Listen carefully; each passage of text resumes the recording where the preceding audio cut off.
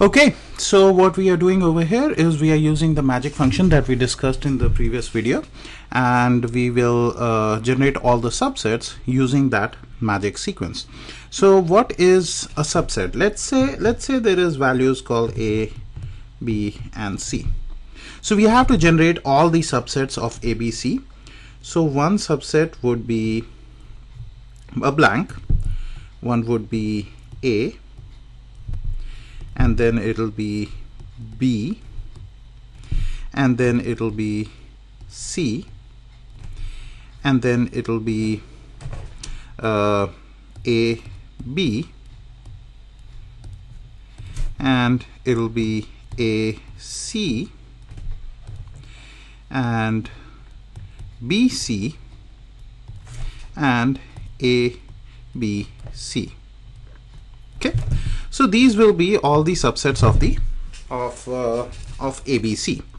So what we have to do is we have to generate all the subsets of ABC. Okay, so let's see how we can do this using the magic function that we discussed for backtracking. So let's say n is equal to 3. So if n is equal to 3, the different binary sequences would be 0, 0, 0, 0, 0, 1, 0, 1, 0, 0, 1, 1, 1, 0, 0, 1, 0, 1, 1, 1, 0, and 1, 1, 1. Okay, so these will be all the binary sequences. And let's say we have A, B, and C over here. So if we have A, B, C, what we will do is if the value of C is 0, we would not print it. If value of B is 0, we would not print it. If value of A is 0, we would not print it. So in this case, this will be equal to blank. 0, 0, 1, which means that C is 1 and rest both of them are not valid. So we'll have C. In this case, this will be B. This one would be BC. This one would be A. This would be AC. This would be AB. And this would be ABC. So we can see that the binary sequence of ABC is can be used to print out all the subsets of ABC. All that will change in that backtracking magic algorithm would be the printing one. So let's try to write the code for this one, and we will see how this whole thing will work for generating all the subsets. Okay, so what we need is we need a function. So public static void generate all subsets, and we'll send a string, let's say str. Okay, first thing we will check the error condition. So we'll check if string dot is null or empty, str, which means that we send a empty string, we will just return.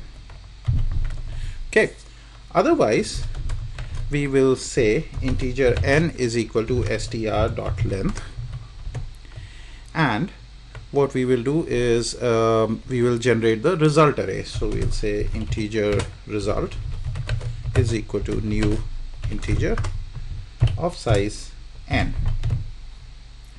And then we need a character array because we need to print these values. So we'll say char arr is equal to new is equal to str dot to char array.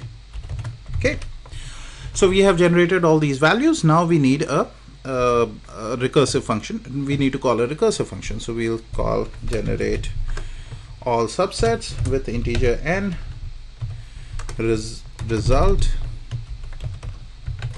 and current, which is 0, and the character array, which is ARR.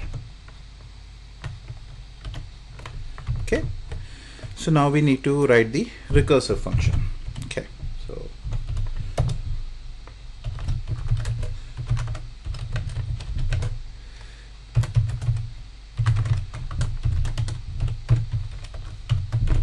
generate all the subsets for integer n, integer array result, comma integer current,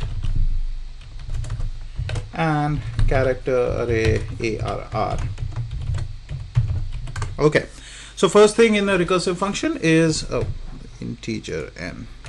Okay, so first thing in the recursive function is that we need to check for the base condition. So we'll check if current is equal to n. We need to print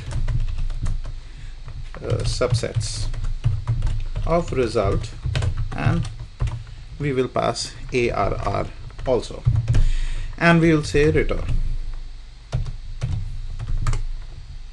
Okay, so now we need to write the subset, a print subset function. So we'll say private static void print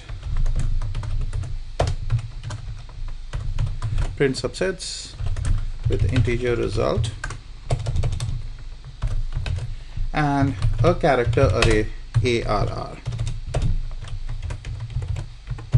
Okay, we'll write this function later. So let's do the recursion part first. So this is all we have to do, is we have to generate a binary sequence. So for binary sequence, we'll have for integer I is equal to 0, I is less than 2 because it's a binary sequence, I plus plus. And then we will set the value of the result for the current location is equal to I. And we will call the recursive function with n result current plus 1 and ARR. Okay, so this should take care of all the this is the magic function. Now we will write the print one. So print, we will take a string builder.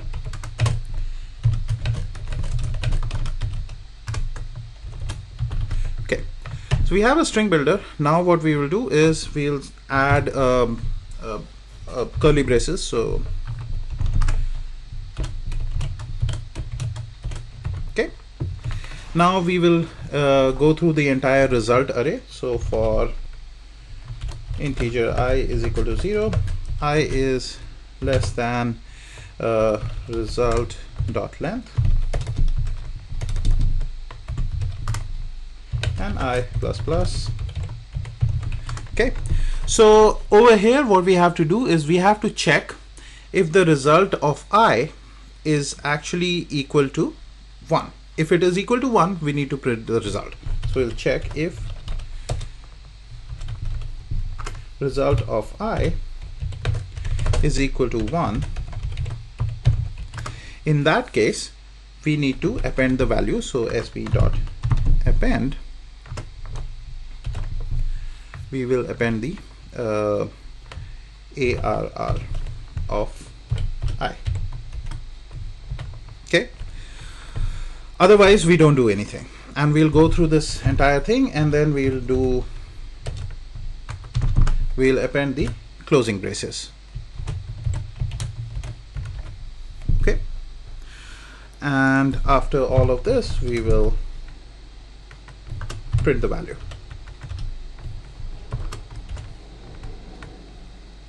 So we are printing sb dot to string. Okay, so I think this function should work, and let's try it out.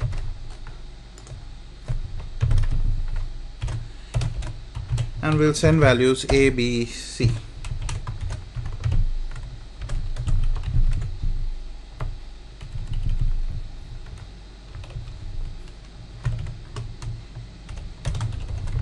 Okay, so let's run this. There are errors. So print subsets. Okay,